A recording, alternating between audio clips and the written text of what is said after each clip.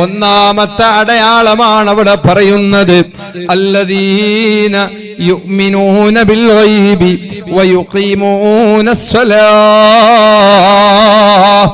നിസ്കാരത്തിൽ ഒരു വിട്ടുവീഴ്ചയും അവർ ചെയ്യൂല. ഒന്നാമത് ഒരാൾക്ക് ആഖിറത്തിൽ വിശ്വാസമുണ്ട്, മരണശേഷം വിശ്വാസമുണ്ട് എന്നതിന്റെ അടയാളം അയാൾ നിസ്കാരം നിർവഹിക്കുന്നവനാണ് എന്നല്ല അല്ലാഹ് പറഞ്ഞത്. എപ്പോഴെങ്കിലുമൊക്കെ വെള്ളിയാഴ്ച വന്ന് നിസ്കരിക്കുന്നു, അല്ലെങ്കിൽ എപ്പോഴെങ്കിലുമൊക്കെ അയാൾ സമയത്ത് നിസ്കരിക്കുന്നു, ആർക്കു വേണ്ടി ഒന്നൊന്നുമില്ല. ചിലപ്പോ പെരുന്നാളിന്, ചിലപ്പോ ജുമാക്ക്, ചിലപ്പോൾ തറാവീഹിന്, നോമ്പിന്. അങ്ങനെയല്ല. നിസ്കാരം അവിടെ അല്ലാഹ് പ്രയോഗിച്ചത് തന്നെ അല്ലദീന യുസല്ലൂന എന്നല്ല, അല്ലദീന യുഖീമൂനസ്സലാഹ്. നിസ്കാരം നിലനിർത്തുന്നവനെന്നാണ്. വമൻ അഖാമഹാ ഫഖദ് അഖാമദ്ദീൻ. ആരാണോ നിസ്കാരം നിലനിർത്തുന്നത് അവൻ ദീനിനെയാണ് നിലനിർത്തുന്നത്.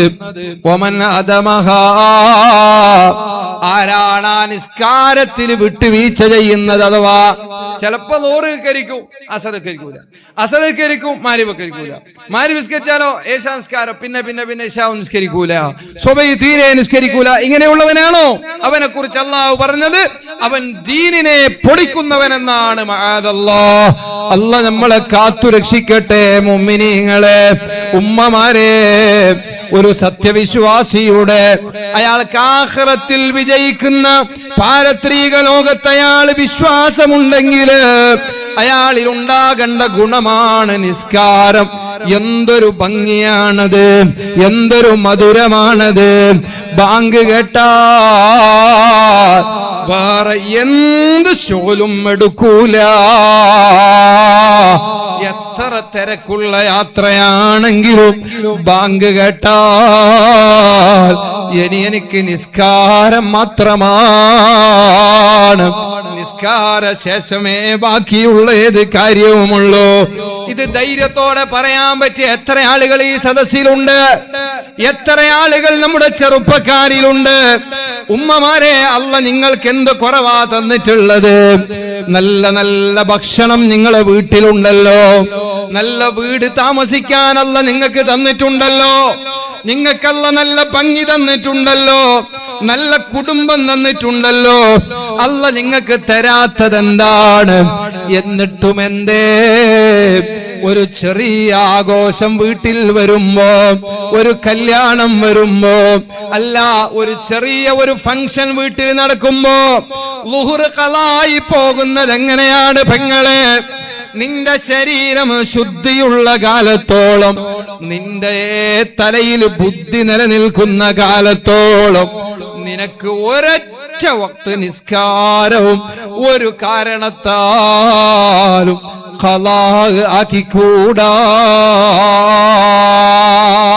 ഇതറിയാത്ത ആരാണുള്ളത്? പക്ഷേ എല്ലാത്തിലും കൃത്യതയാണ്, ഭക്ഷണത്തിൽ കൃത്യതയാണ്, ഒരു ആഘോഷത്തിനും ഒരു കുറവുമില്ല, ഒരു ഡ്രസ്സിങ്ങിന് കുറവില്ല. പക്ഷേ നിസ്സാര കാരണം പറഞ്ഞ് നിസ്കാരത്തിലും മടി കാണിക്കുന്ന പെങ്ങന്മാരുണ്ടോ? നിനക്ക് ആഖിറത്തിൽ വിശ്വാസമില്ല കേട്ടോ. ഇത് അഷ്റഫ് ജൗഹരി പറയുന്നതല്ല, സൂറത്തുൽ ബഖറയുടെ തുടക്കമാണ്. നിസ്കാരം നിലനിർത്തുക, സമയമായാൽ നിസ്കാരം, വുളു എടുക്കുക, നിസ്കരിക്കുക. ജുഇലത്തിൽ അർളു കുല്ലുഹാ മസ്ജിദൻ വതഹൂറാ. ഈ ലോകം മുഴുവനും നമുക്ക് നിസ്കരിക്കാൻ അനുകൂലമായ രൂപത്തിൽ അല്ലാഹു ആക്കി തന്നിട്ടുണ്ട്. മസലയിലേക്കൊന്നും ഞാൻ കടക്കുന്നില്ല. എത്ര ആളുകൾ വീട്ടിൽ മരണം നടന്നു. അല്ലാഹു തആല എല്ലാവർക്കും ദീർഘായുസ്സും ആഫിയത്തും നൽകട്ടെ. മയ്യത്ത് വെച്ച് മയ്യത്തിനെ നോക്കാൻ ആള് വരുന്നു, അവിടെ തിരക്ക് കൂടുന്നു. പക്ഷേ മയ്യത്ത് മറമാടുന്നത് വരെയും ളുഹർ നിസ്കാരം വീട്ടിൽ നടക്കുന്നില്ല, അസർ നിസ്കാരം നടക്കുന്നില്ല. സുബ്ഹാനല്ലാഹ്. അത് വേണ്ടായിട്ടൊന്നുമല്ല, അങ്ങനെയുണ്ട് ചിലര്, അവർ പിന്നീട് ഖളാക്ക് വിട്ടു. പക്ഷെ അതിന്റെ ഗൗരവം അവർക്കറിയാത്തത് കൊണ്ടാണ്. അങ്ങനെയുള്ള ആളുകൾക്ക് അല്ലാഹു വൈലെന്ന നരകം വെച്ചിട്ടുണ്ട് എന്ന് ഖുർആൻ പറഞ്ഞിട്ടില്ലേ?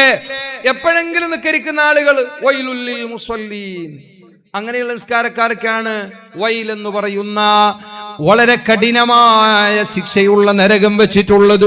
ഞാനിപ്പോ അങ്ങോട്ട് കിടന്ന് സംസാരിക്കും നമ്മുടെ വിഷയത്തിൽ.